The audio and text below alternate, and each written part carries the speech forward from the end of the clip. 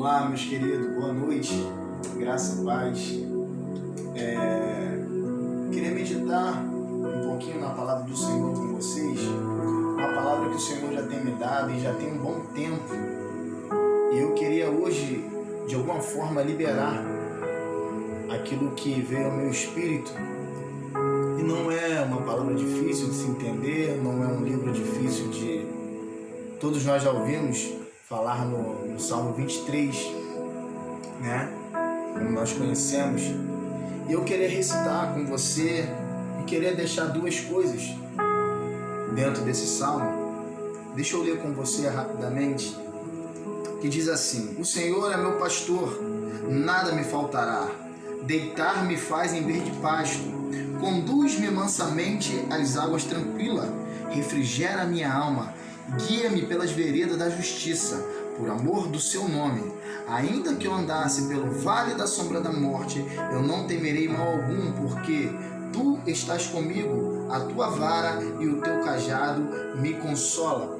Até aqui somente, e já tem um tempo que eu recebi essa palavra e eu queria passar de uma forma liberar que veio ao meu espírito, né? A primeira coisa que eu vi aqui é que esse texto, o original dele, principalmente no versículo 1, que concediu o Senhor meu pastor e nada me faltará, a questão mais real dentro desse versículo é: o Senhor é meu pastor e de nada eu tenho falta. O autor desse livro, Davi, quando ele fez esse salmo, ele estava numa situação terrível de perseguição e ele declarou isso. Ele deixou ali, ele não se referiu no que Deus poderia dar no futuro, ou no passado, ou algo desse tipo. Ele se referiu ao que ele estava vivendo, o hoje, o agora. E ele declarou toda a sua confiança no Senhor. Ele depositou ali toda a sua confiança em Deus. E no versículo 4 vai falar: ainda que eu ande pelo vale da sombra da morte. E eu estive pesquisando alguns tipos de vale, e alguns tipos de vale era o último estágio que o ser humano se encontrava, num estágio de lepra, e era dali para a morte. Mas o Senhor, Ele quer nos tirar do vale. Talvez eu não sei qual é o vale que tu tem vivido hoje, mas o Senhor é o nosso pastor. E o engraçado é que Davi, o mais interessante, é que Davi um dia ele tinha sido pastor de ovelha. E ele declara isso. Ele sabia o que ele estava vivendo naquele momento. Ele sabia o que ele estava passando naquele momento. Sabe, cara, talvez eu não sei o que você está passando nesse momento. E nem você sabe o que eu estou passando. Mas talvez é um tipo de vale. Mas eu, pesquisando, historicamente falando, alguns vales lá de Belém, onde Davi foi pastor, era montanhoso, com muitas árvores, e ali ele não tinha noção muito tempo, quando o tempo fechava e caía uma chuva e inundava aonde suas ovelhas estavam pastando. E ele ali conseguia salvar algumas. É como se, quando a gente está na cachoeira, existe aquela coisa de tromba d'água, era muito rápido. Ele não via, quando ele ia ver por si, as coisas, aquele lugar ele inundava e aquelas ovelhas ali, algumas eram mortas. Então, quando Davi está nessa situação que ele faz esse salmo, mas dessa vez não era ele que era o pastor, ele se refere ao verdadeiro pastor, ao bom pastor, aquele que dá vida pelas suas ovelhas. E ele fala: o Senhor é meu pastor e de nada eu tenho falta. E naquela questão ali, ele viu o que estava passando. E acredito eu que vem muita informação na mente dele, até mesmo quando algumas ovelhas daquela eram mortas, algumas ovelhas daquelas ali, elas se afogavam e Davi não conseguia salvar.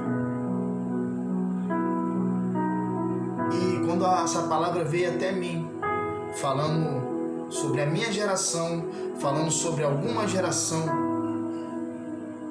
O nosso maior problema hoje, o nosso maior problema como igreja, como geração, é falar de coisas que a gente nunca viu, ou nunca ouviu, ou nunca fez. Porque quando Davi ele fala isso, cara, ele tinha certeza do que ele estava falando. Ele não falava de algo que talvez o da direita estava vivendo, ou viveu, ou da esquerda. Mas ele falava algo que ele viveu, algo que ele viu, algo que ele sentiu na pele. De até mesmo de não poder salvar algumas ovelhas daquela. Sabe? E a palavra quando veio ao meu coração foi essa. Cara, você não tem vivido nada para você impactar. A gente fala que vai impactar uma geração, mas para aquela geração lá ser impactada, tem que ser impactada essa aqui primeiro.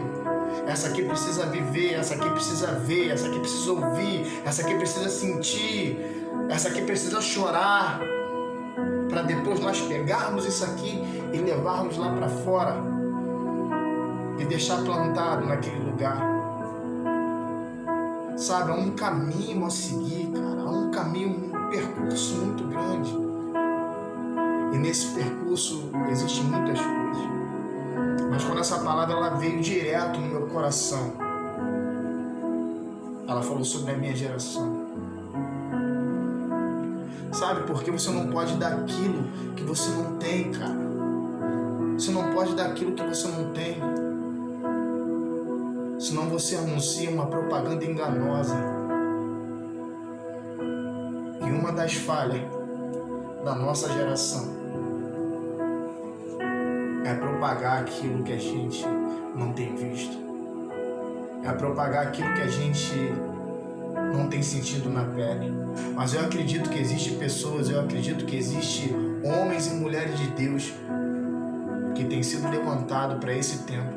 Eles têm sentido, eles têm ouvido, eles têm se doado. É o Senhor que faz, mas alguém precisa se colocar na brecha.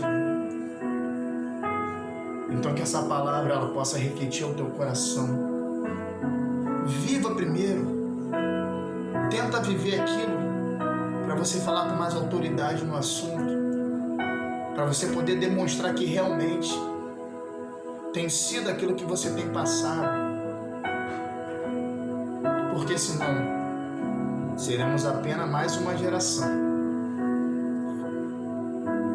corrompida, mais uma geração quebrada, mais uma geração que não pode passar nada.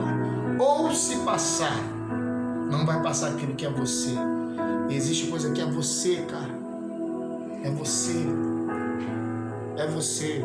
E talvez você, assim como eu, se encontra numa incapacidade muito grande. Mas Jesus, cara, Ele tem o poder de nos levar a esse lugar e nos impactar. Que o Senhor te abençoe, que o Senhor te guarde. Seja essa geração. Fale daquilo que você tem visto. Fale daquilo que tu tem buscado no teu secreto, cara. Chega de experiência dos outros.